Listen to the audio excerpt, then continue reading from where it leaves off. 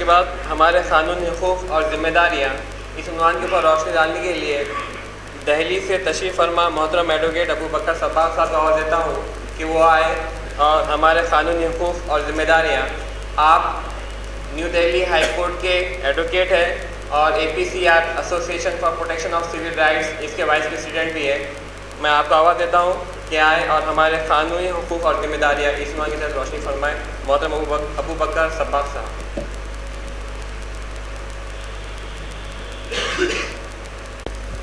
अस्सलाम वालेकुम वरहमतुल्लाहि वबरकातुहू। रब्बि इश्रह ली सदरी वयस्सिर ली अमरी वहलुल उक़दतम मिन लिसानी यफ़क़हू क़ौली। स्टेज पर बैठे हुए हमारे बुजुर्ग, परवनी के संजीदा अवाम, नौजवान भाइयों बुजुर्गों,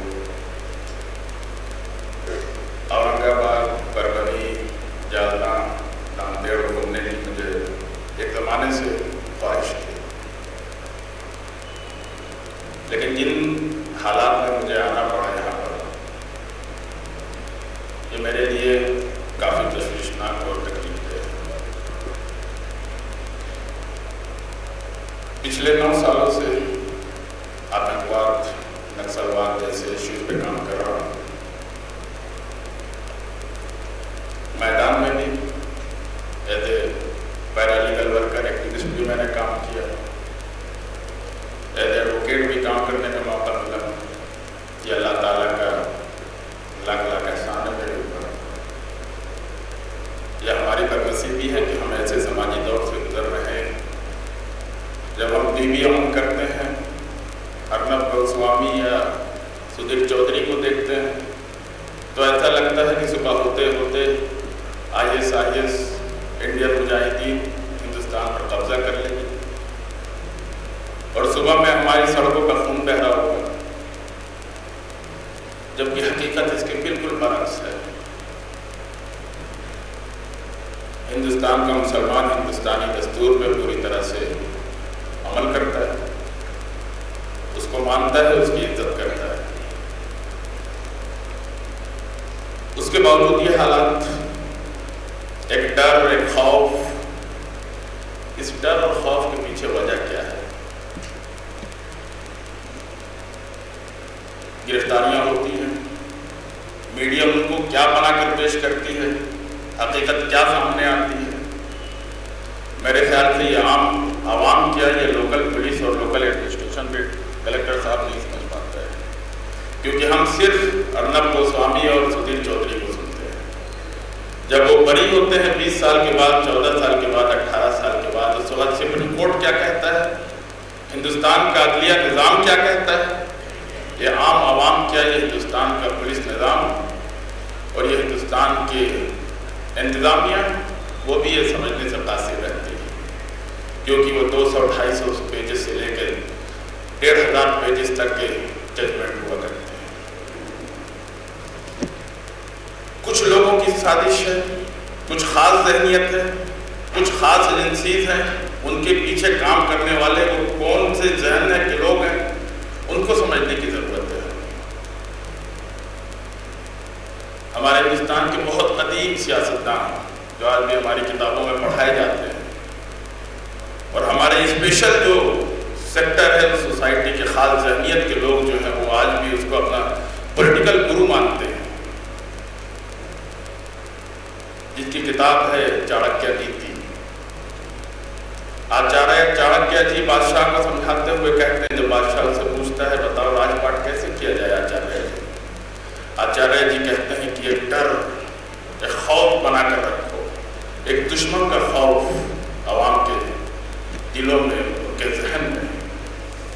जब तक ये खौफ आवाम के जहन में रहेगा, आवाम तुमसे बाकी चीज़ों में सवाल नहीं करेगी। बादशाह ने पूछा कि अगर दुश्मन ना हो तो? आचार्य चाणक्य जी कहते हैं बादशाह वक्त से कि काल्पनिक दुश्मन बनाओ, तखय्युलाती दुश्मन। बाखुदा मैं पूरे शवाहिद सबूतों के साथ आज साबित करके आप उसके पास से जाऊंगा कि ये जो आतंकवाद है ये तखय्युलाती दुश्मन है। ये पूरे आवाम को, पूरे समाज को, उनकी जरूरतों को, हुकूमत की जिम्मेदारियों को नजरअंदाज करने के लिए, असल इश्यूज पर नजर डालने से बचाने के लिए ये पूरी साजिश है। पार्लियामेंट ऑफ इंडिया पर हमला को बहुत तकलीफ है हमें, हिंदुस्तान के हर शहरी को तकलीफ है, चाहे वो मुसलमान हो चाहे हिंदू हो। लेकिन एक सवाल है उस तनाजुर में जो मैं हमेशा करता रहा हूं, आखिरी दम तक करूंगा। जिस दिन पार्लियामेंट हाउस पे हमला हुआ था उस दिन पार्लियामेंट में कारगिल में शहीद होने वाले हमारे हिंदुस्तानी नौजवानों के लिए बनाए गए ताबूतों के घोटाले पर, जिसके मुलजिम थे हमारे एनडीए बीजेपी सरकार के वजीर दफा डिफेंस मिनिस्टर जॉर्ज फर्नांडीज, उनके ऊपर बहस हो रही थी। एक दिन पहले तक हिंदुस्तान की पूरी मीडिया कारगिल ताबूत घोटाले पर नजर रखे हुए थे। हमला हुआ, उसके बाद से आज तक कभी इस ताबूत घोटाले के ऊपर सवाल नहीं उठाया। 14 मई 2014 में हमारे खास ज़हनियत की खास तंजीम के जरिए चलाई जाने वाली खास सियासी पार्टी के खास उम्मीदवार जनाब नरेंद्र भाई मोदी जी शपथ ले रहे थे प्राइम मिनिस्टर के हिंदुस्तान के, और उसी 14 मई के दिन हमारा सबसे बड़ा इस सरजमीन का अदलिया सुप्रीम कोर्ट ऑफ इंडिया अपने जजमेंट में लिखित तौर पर यह कह रहा था कि अक्षरधाम मंदिर हमले के जजमेंट सुनाते हुए मासूम मुस्लिम नौजवानों को जो बेकसूर थे, जानबूझकर सही मुजरिमों को बचाते हुए, सबूतों को हटाते हुए, गलत सबूत तैयार करके एक साजिश के तहत उनको फंसाया गया। ये मेरे अल्फाज नहीं है, ये सुप्रीम कोर्ट ऑफ इंडिया ने अपने जजमेंट आदम भाई सुलेमान भाई वर्सेस स्टेट ऑफ गुजरात में लिखा है। सुप्रीम कोर्ट ने यह भी लिखा कि जब वज़ीर वज़ारत दाखिला सेंक्शन दे रही थी, उसने अपने जहन का, अपने दिमाग का इस्तेमाल नहीं किया। उसने शवाहिद पर, सबूतों पर, डॉक्यूमेंट्स पर, एविडेंसेस पर उसने गौर नहीं किया। उस वक्त हम गुजरात सरकार में वज़ारत दाखिला वहाँ के मुख्यमंत्री जनाब खास साहब के हाथ में थे। कुछ दिन पहले लियाकत अली शाह हिंदुस्तान में पकड़ के लाए गए थे। शुरू में आईबी ने और हमारे खास कवानीन के जरिए खास लोगों को कैप्चर करने वाले खास स्पेशल सेल दिल्ली ने उसको गिरफ्तार किया था। अर्नब गोस्वामी और सुधीर चौधरी जैसे लोगों ने कितना शोर मचाया था। हिंदुस्तान का एक मुसलमान जो है वो शर्मिंदा अपने आप को ये बताते हुए शर्मा रहा था कि मैं मुसलमान हूं। क्या हुआ उस केस में? रिपोर्ट आई, इन्वेस्टिगेशन हुई, किसको मुजरिम करार दिया गया? वो हिंदुस्तान के लिए बहुत बड़ा धमाका करने आ रहा था, बहुत बड़ा चैलेंज था। वो एक बहुत बड़ा खतरा हमारी स्पेशल सेल ने आईबी के जरिए उसको रोक दिया था। रिपोर्ट में हमारी दिल्ली स्पेशल सेल के डीसीपी एसीपी रैंक के ऑफिसर्स की नामजद रिपोर्ट थी और होम मिनिस्ट्री से रिकमेंड किया गया था कि इन लोगों के खिलाफ एक्शन लिया जाए, क्योंकि इन्होंने जामा मस्जिद दिल्ली में AK-47 प्लांट की थी अपने मुखबिर के जरिए। और एक हिंदुस्तानी शहरी जो अपनी गलती पे पशेमान होकर जम्मू कश्मीर स्टेट से माफी मांग के उसकी स्कीम के जरिए हिंदुस्तान में अपनी फैमिली के साथ आ रहा था, उसको गलत इल्जाम में फंसाया गया। एक और बात है छोटा सा अब्दुल करीम टुंडा का, जैसे मोहम्मद हिजबुल मुजाहिदीन ना जाने किन किन ऑर्गेनाइजेशन का बहुत बड़ा कमांडर इन चीफ था। हमारी मीडिया ने, हमारे पुलिस एजेंसीज ने उसको 34 आतंकवादी केसेस में नामजद करने के लिए दावा किया था। बहुत मुश्किल से 4 केसेस में उसके खिलाफ चार्जशीट आई। चार्जशीट मतलब FIR केस दर्ज होने के बाद जो पूरी पुलिस की इन्वेस्टिगेशन विवेचना के बाद जो रिपोर्ट आती है, 4 केसेस में आई। 4 केसेस में डिस्चार्ज हो गए, बरी हो गया। और भी हमारे पास बहुत सी मिसालें हैं। साकिब रहमान का जजमेंट है, जावेद अहमद तांतरे का जजमेंट है, जिसमें दिल्ली की स्पेशल कोर्ट्स ने ये डायरेक्शन दिया, डायरेक्शन दिया होम मिनिस्ट्री को और पुलिस कमिश्नर को कि पुलिस ऑफिसर्स ने जिन्होंने गलत इल्ज़ामात लगाकर इन लड़कों को गलत तरीके से गलत सबूत पेश करके उनको फंसाया था, उनके खिलाफ एक्शन लिया जाए। अब ये एक इन सारे मसाइल की सारे जो हालात हैं उसके एक सरसरी से जायजा मैंने लिया। ऐसी हमारे पास कई 100 मिसालें हैं। शायद अगर कोई रिसर्च करने चले तो उसको। अब सवाल ये आता है कि इन मसाइल के पीछे कौन लोग हैं। यह हमारा सुप्रीम कोर्ट कह चुका है, मसाइल हैं, इसके पीछे एक खास जहनियत है। ये हमारे जनाब स्पीकर साहब ने भी इशारों में कह दिया है। मुझे बहुत खुशी हुई ऐसी सच्चाई पर कि शपथ कसम दस्तूर की हर इंसान खाता है, अमल बहुत कुछ करते हैं, कुछ नहीं करते हैं। इंसान हैं, कुछ अच्छे हैं, कुछ बुरे हैं। एक रास्ता तो ये है कि हमेशा की तरह से 65-70 सालों से जिस तरह से हम पूरे सारे इल्ज़ामात उठा के सरकार के ऊपर, गलत लोगों के ऊपर, पुलिस एजेंसीज के ऊपर डाल देते हैं, वैसे ही हम डाल दें कि हम भी यहाँ के शहरी हैं, हमारे हुकूक हैं, दस्तूर ने हमें हुकूक दिया है, वो हुकूक हमें मिले नहीं। हमारे साथ ये सब नाइंसाफ़ी हुई, इनको रिजर्वेशन मिला, उनको रिजर्वेशन मिला, मुझे नहीं। कोई अभी इस साल की बात कर रहा हूँ, आने से 2-3 दिन पहले की बात मैं कर रहा हूँ। जामिया हमदर्द हिंदुस्तान की बहुत बड़ी मुस्लिम यूनिवर्सिटी है, बीटेक कोर्स में मुस्लिम कोटे से सीट खाली है अभी तक। 9 जून लास्ट डेट थी, तकरीबन 2 महीना होने को है, अभी तक सीट खाली है। मुस्लिम कैंडिडेट का वो इंतजार कर रहे हैं। उसके बावजूद हम अगर ये कहें कि कोटा ना मिलने की वजह से हम तालीमी मैदान में पीछे हैं।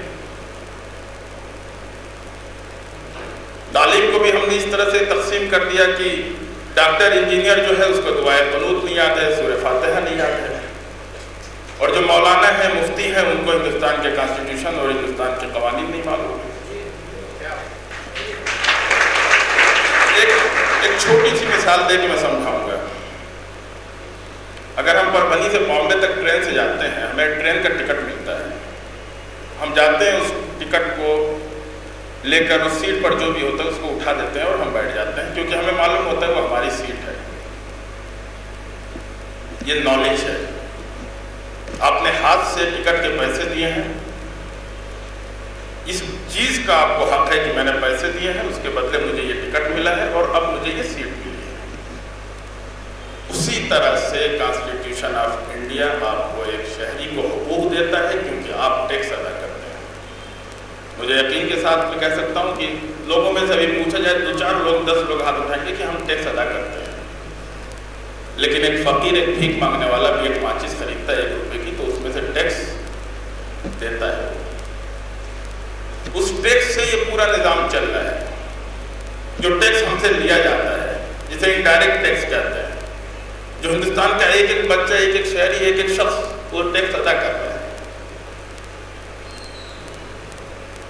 हम हिंदुस्तान के शहरी हैं, इसलिए हम टैक्स देते हैं।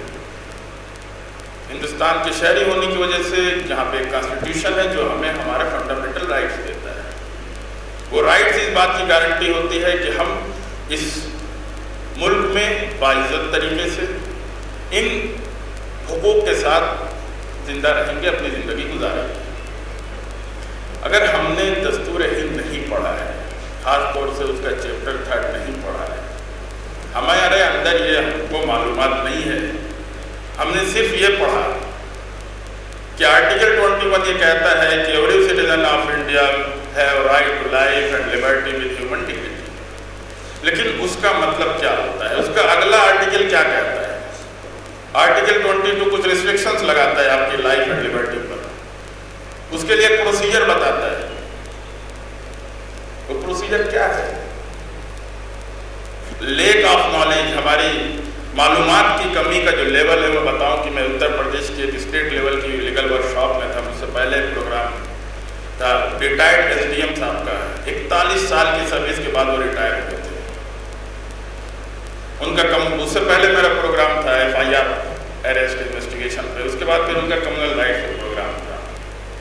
वो कहते चले गए कि पुलिस को हक है, उसके पास पावर है, वो जब चाहे जिसको चाहे उठा कर लिया है, जहां चाहे लेकर चले जाए, उससे पूछताछ करें। एक दो बच्चों ने कहा कि नहीं, हमें बताया गया है कि क्रिमिनल प्रोसीजर कोड CRPC की सेक्शन 160 ये कहती है कि अगर किसी को भी किसी भी केस में पूछताछ के लिए बुलाना है, पहले उसको रिटन में नोटिस दी जाएगी कि आपको इस FIR में, इस क्राइम नंबर में, इन धाराओं में, इस पुलिस स्टेशन में, इस पुलिस ऑफिसर के सामने, इस केस के सिलसिले में इतने बजकर इतने मिनट पर पहुंचकर आपको इन्वेस्टिगेशन, इंट्रोगेशन, विवेचना, जांच जो भी हो, उसमें आपको सहायता देगी। वही 160 क्लॉज 2 कहता है 15 साल से कम उम्र के बच्चे, खवातीन, 65 साल से ज़्यादा उम्र के बुजुर्ग, उनको नोटिस देखने के बाद भी उनके प्लेस ऑफ रेजिडेंस पर, जहाँ पर वो रहते हो, वहाँ पर जाकर उनसे पूछताछ की जाएगी। उनको पुलिस स्टेशन नहीं बुलाया जाएगा। जब तक हमें ये नहीं मालूम होगा, पुलिस अरेस्ट कर सकती है, क्राइम हुआ है, पुलिस के पास पावर है, बल्कि उसका फर्ज है कि वो उसकी इन्वेस्टिगेशन करे। लेकिन एक क्रिमिनल प्रोसीजर कोड ने, कॉन्स्टिट्यूशन ऑफ इंडिया ने, हमारी जो सुप्रीम कोर्ट है उसने भी DK Basu versus state of West Bengal 1997 की जजमेंट में साफ साफ डायरेक्शंस दिए हैं। उसमें ये भी डायरेक्शन है कि ये गाइडलाइंस जो है, डायरेक्शन, वो हर पुलिस स्टेशन के सामने चस्पा किया जाएगा तब। और होता है, लेकिन हम लोग जाते नहीं है, अगर जाते हैं तो हम पढ़ते नहीं हैं। उसमें साफ साफ लिखा हुआ है कि पुलिस अगर किसी को अरेस्ट करने के लिए जाएगी, अपनी वर्दी में जाएगी, अरेस्ट करने से पहले इलाके के मुअज़्ज़ज़ बाइज़्ज़त 2 अफराद को बुलाएगी, उनके सामने जिसको अरेस्ट करना है उसको वो तफसीलात बताएगी, FIR दिखाएगी और उस केस से मुताल्लिक़ मालूमात फराहम करेगी। जिस वक्त वो ये काम कर रहा हो उसका नेम प्लेट क्लियर लगा हुआ हो वर्दी पर, पुलिस गाड़ी से जाएगी, गाड़ी पर लिखा होना चाहिए, नंबर प्लेट वगैरह सारी चीज़ें होनी चाहिए। जब अरेस्ट करेगी उसकी फैमिली को, अगर फैमिली नहीं है, कहीं किराएदार है तो मालिक मकान को खबर करेगी, उसकी कॉपी देगी अरेस्ट मेमो की। अगर कुछ भी वहाँ पे सर्च करना है उससे पहले खुद अपनी तलाशी होगी पुलिस वालों की। उसके बाद वो अगर इस कमरे में करना है तो कमरे से बाहर पहले वो तलाशी देंगे, उसके बाद उस कमरे या उस घर में दाखिल होंगे।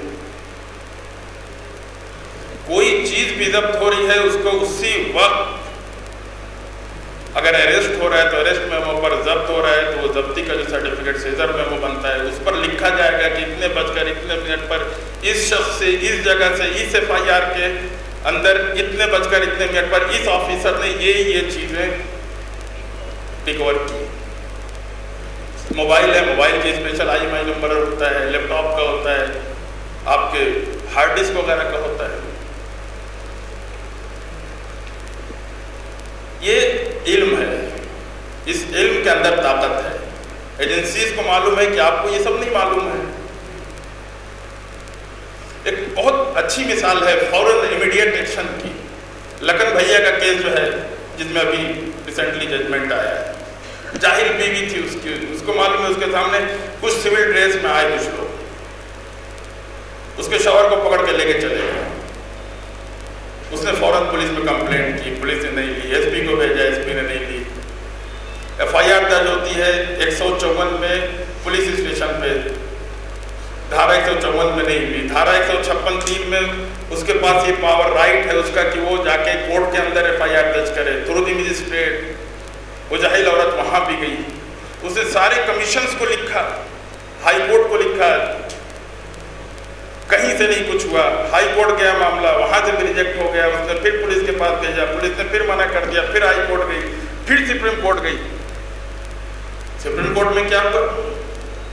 सिर्फ उसने जो कंप्लेंट्स भेजी थी चीफ जस्टिस को, कमीशन को, उस पर नोटिस लेके आज उसको इंसाफ मिला। 12 पुलिस ऑफिसर उम्र कैद काट रहे। ये ताकत है इनकी। मैंने सुबह के प्रोग्राम में, इस वक्त के प्रोग्राम में मैं यही कहूंगा कि जब तक हम अपने राइट्स को, अपनी ताकतों को, अपने हुकूक को नहीं समझेंगे, हम उनका इस्तेमाल ही नहीं कर सकते। ये पुलिस निजाम, ये पूरा हमारा जो तंत्र है, ये तंत्र हमारे टैक्स के पैसों से चल रहा है। RTI एक्ट अगर बना, क्यों बना? क्योंकि ये जनता का राज है, जनता के पैसों से मुल्क चल रहा है। जो कुछ हो रहा है जनता के पैसों से हो रहा है।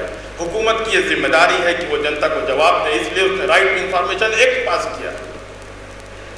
क्योंकि आपका हक है कि रोड अगर बन रहा है वो आपके पैसों से बन रहा है, अगर राशन आ रहा है, राशन बंटने के लिए आ रहा है, वो आपके पैसों से आ रहा है। वो कितना बटा, किसको गया, कि क्या मटेरियल इस्तेमाल हुआ। हम जब तक अपने हक को नहीं समझेंगे, अपने राइट्स को नहीं समझेंगे, हम उनका इस्तेमाल नहीं कर सकते हैं। जब तक आप इस्तेमाल नहीं कर सकते हैं, आप सवाल नहीं कर सकते हैं। और जब तक आप सवाल नहीं करेंगे, उस वक्त तक इन सारे मसाइल के बराबर के हिस्सेदार आप भी होंगे।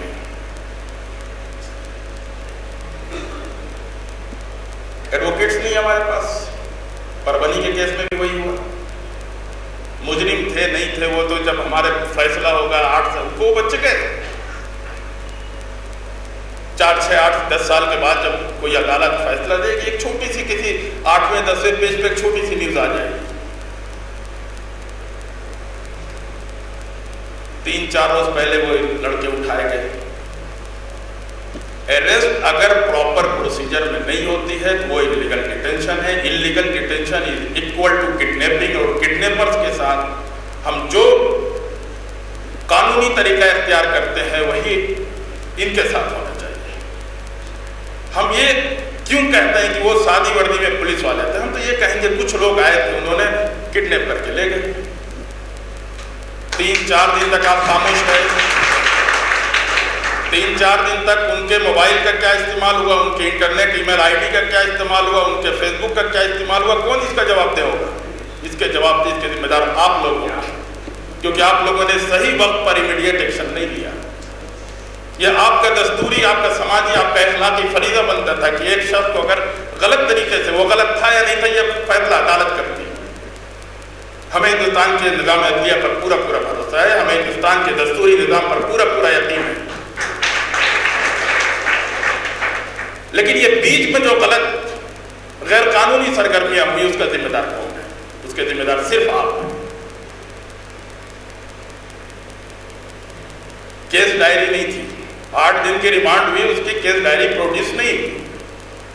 Bombay high court rule 16 Rakesh versus state of Delhi NCT 2010 साफ अल्फाज में ये कहते हैं कि पुलिस डायरी मेंटेन होनी चाहिए, पूरी बाइंड होनी चाहिए, हर पेज पर मजिस्ट्रेट के सिग्नेचर को ठप्पा लगना चाहिए, आईओ के सिग्नेचर होना चाहिए, पेज नंबर लिखा जाना चाहिए। एक बार रिमांड एक्सटेंशन के लिए पहले जाने से पहले अब तक रिमांड में क्या क्या इन्वेस्टिगेशन हुई, वो सारी चीजें रिकॉर्ड पर आनी चाहिए। हमारे पास वकील नहीं था, क्योंकि हमें जरूरत ही क्या है?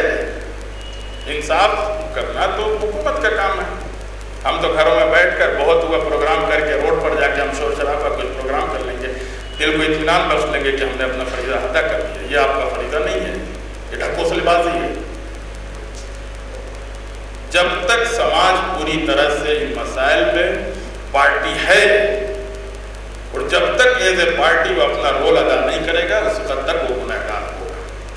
ये मेरा ख्याल है, मेरा एहसास है। आपका मुत्तफिक होना या नामुत्तफिक होना ये आपकी राय है, आपकी मर्जी है। हम बैठ के अगर हुकूमत को जिम्मेदार करार दें, अपने जो कवानीन हों उनको हम जिम्मेदार करार दें, उससे हमारी जिम्मेदारी अदा नहीं होगी। हमें खुद सोसाइटी को कॉन्फिडेंस में लेने के लिए खुद इन सारे कवानीन से, सारी चीज़ों से पूरी तरह से मुत्तफिक होना चाहिए। अगर मुल्ज़िमीन गुनहगार हैं, एजेंसीज का ये काम है कि वो इन्वेस्टिगेशन करें। कुछ दिन पहले की बात है, बल्कि अभी रिसेंटली जो ISIS का केस है, FIR NIA की RC 14/15/2015, 2 मुलजिमीन से इन्होंने प्लीड गिल्टी सरकारी गवाह बना के सेम डे बाहर निकाल दिया। आज तक हिंदुस्तान में नहीं हुआ ऐसा, मेरी नॉलेज के मुताबिक। टोटल 4 लड़के 164 में जज के सामने अखबारिया बयान दे चुके हैं। अखबारिया बयान 2 तरह का होता है, एक पुलिस को दिया हुआ बयान 161 में, जिसमें वह सेक्शन 162 कहती है कि वो किसी भी तरह कहीं पर भी यूज नहीं किया जा सकता है। लेकिन वही 164 में 164 में अगर कोई भी बयान जज के सामने दिया जाता है तो उसकी एक कानूनी अहमियत होती है, एविडेंस होता है। 4 लोगों से एविडेंस में अखबारिया बयान ले लिया गया। सबूत तैयार करना कहते हैं इसको। 1 साल पहले का वाक़या है, लिखा भी मैंने, बहुत सी जगहों पे तस्करा भी किया। हमारा यकीन है पूरा हिंदुस्तान एक है, कश्मीर भी हमारा एक हिस्सा है, हिंदुस्तान की शान है। कश्मीर में अमन कायम होना चाहिए। हमारी हुकूमत को, हमारी एजेंसीज को अपनी जिम्मेदारियां अदा करना चाहिए दस्तूरी तौर पर। वहाँ पे अमन अमान कायम करने के लिए वहाँ पे अदल इंसाफ का क़याम होना चाहिए। अदल इंसाफ के क़याम के नाम पर एक कश्मीरी नौजवान को दिल्ली की स्पेशल NIA कोर्ट में पेश किया गया, पूरे लाव लश्कर के साथ। उस कश्मीरी नौजवान ने, लेडी जज थी NIA की स्पेशल जज, उनसे 4 बार मेरे सामने कहा कि मुझे लाने से पहले 4-5 घंटे तक नंगा टार्चर रूम में रखा गया, मुझसे ब्लैंक पेजेस पर सिग्नेचर लिए गए और एक पुलिस ऑफिसर की तरफ इशारा करके कहा कि इसकी फाइल में वो ब्लैंक पेजेस हैं। कुछ नहीं हुआ, कुछ खामोशी से निकल गया पुलिस ऑफिसर अपने काले करतूतों के साथ, काले सबूतों के साथ। वो सादे सफात क्या कह रहे हैं? एक नौजवान को आप ऐसे स्टेट में जहां पर बदअमनी है, बेचैनी है, बगावत का माहौल है, वहां से आप एक नौजवान को लेके आ रहे हैं, उससे waging war against the nation, sedition, UAPA के इल्जामात में लगा के आप उसको अदालत में सामने खड़ा कर रहे हैं और सादे पेज पर आप उससे टॉर्चर में सिग्नेचर ले रहे हैं। मेरा यकीन तो यही कहता है कि उसके खिलाफ सबूत नहीं है, उसको गलत सबूत तैयार करके उसको गलत इल्जामात के तहत मुल्क का बाकी करार देने की नाजायज कोशिश कर रही है NIA।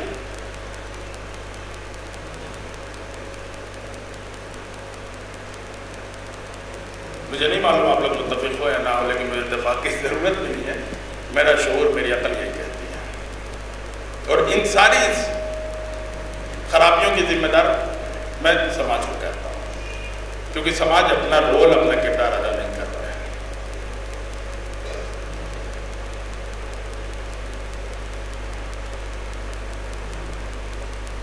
FIR दर्ज होने से लेकर अदालत का फैसला आने तक एक एक चीज, एक एक प्रोसीजर बहुत अच्छा दस्तूर में लिखा गया है, क़वानीन में लिखा गया है। अगर UAPA act, unlawful activities prevention act बनाया गया तो हमारी पार्लियामेंट ने उसको सेफगार्ड देने के लिए उन गलत, मतलब सख्त क़वानीन के प्रोविजंस का गलत इस्तेमाल रोकने के लिए एक अलग से CRPC होने के साथ साथ एक अलग से procedural law, national investigation agency act बनाया।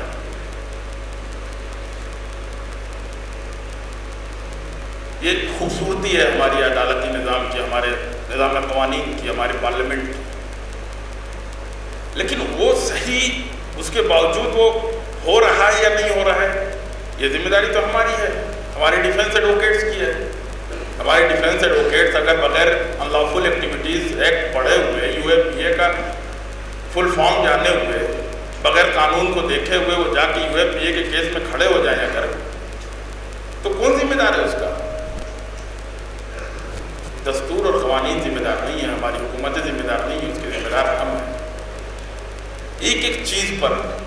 रिमांड लेनी है, कितने दिन की लेनी है, क्या वजूहात हैं, अब तक क्या इन्वेस्टिगेशन हुई है, आगे क्या इन्वेस्टिगेशन करनी है।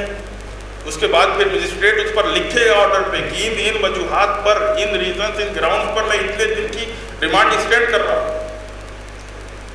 स्पेशल पीपी होगा सेक्शन 15 एनआईए एक्ट में। लोग जो 24 सीआरपीसी में जो सरकारी वकील होते हैं उनसे काम नहीं चलने वाला है।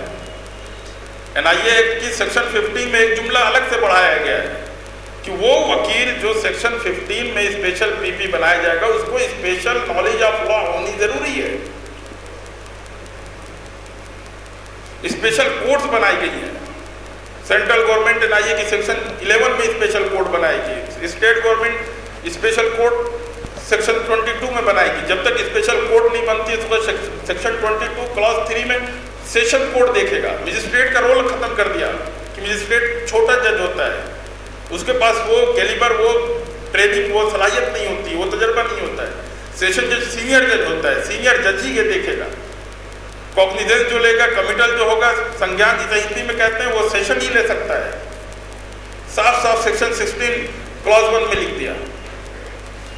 सेक्शन 43 में यूएपीए की डीएसपी या उसके इक्वल रैंक का पुलिस ऑफिसर ही ले सकता है, तो वो इन्वेस्टिगेशन कर सकता है। सब इंस्पेक्टर नहीं कर सकता है। लेकिन इन सारी चीजों पर उंगली उठाने से पहले आपको मालूम तो होना चाहिए। बहुत से केसेस हैं जिनमें ये सब इश्यूज लिए गए और पूरे केस खत्म कर दिया गया, और बहुत से केस हैं जो कई साल से चल रहे हैं जब वकीलों को मालूम ही नहीं, क्योंकि उन्होंने यूएपीए देखा ही नहीं है। वो ऐसे ही फॉर्मल उसमें जैसे आते हैं, हाँ मैं किया कराया, पैसा लिया। आतंकवादी केस में पैसे तो बहुत अच्छे मिलते हैं। ये कुछ बातें थी, बातें बहुत सी हैं, जिम्मेदारियां भी बहुत सी हैं, मसाइल भी बहुत से हैं।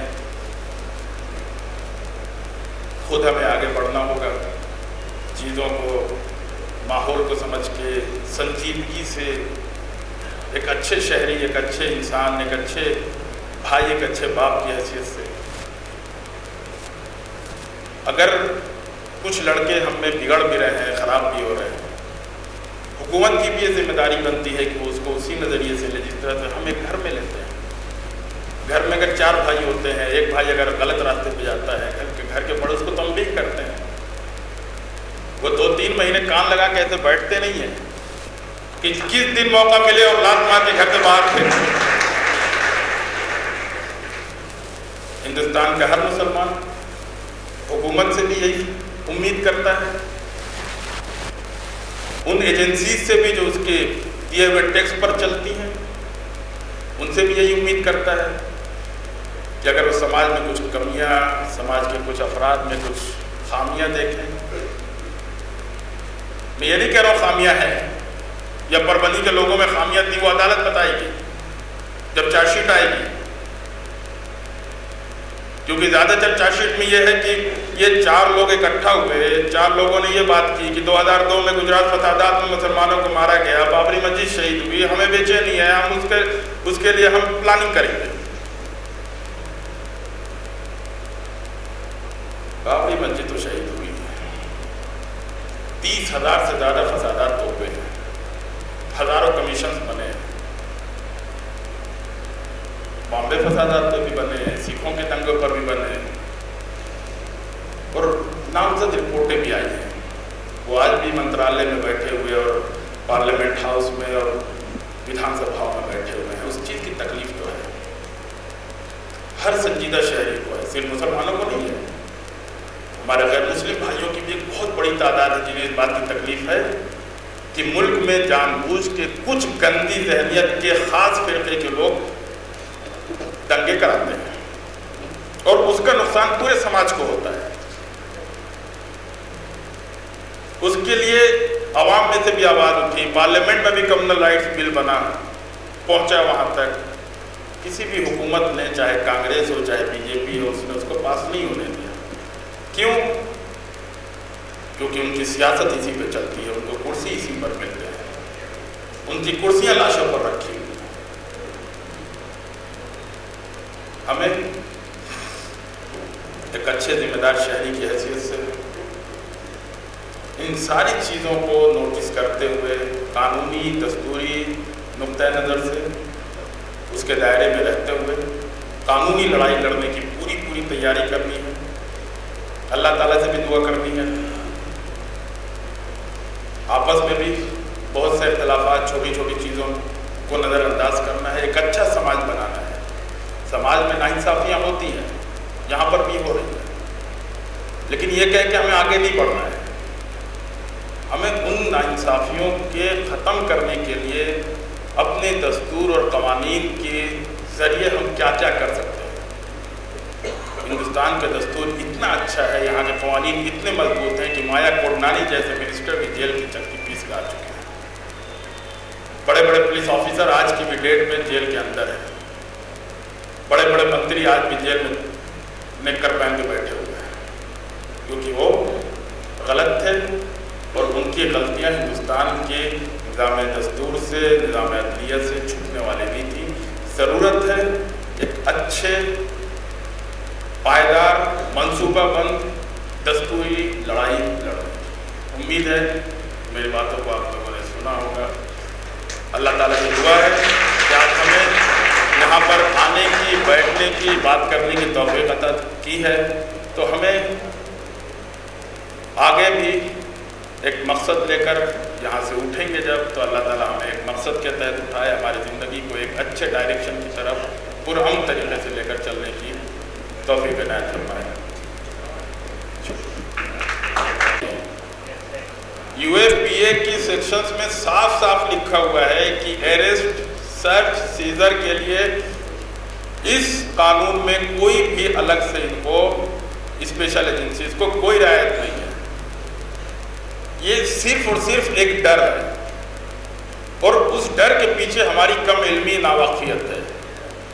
जिस दिन गली में पुलिस के आने से हमारे खिड़की दरवाजे बंद होने के बजाय हम हिम्मत से खिड़की दरवाजे खोलकर बाहर निकलेंगे और पूछेंगे कि भैया तुम अरेस्ट करने आए हो तो हमें FIR दिखाओ।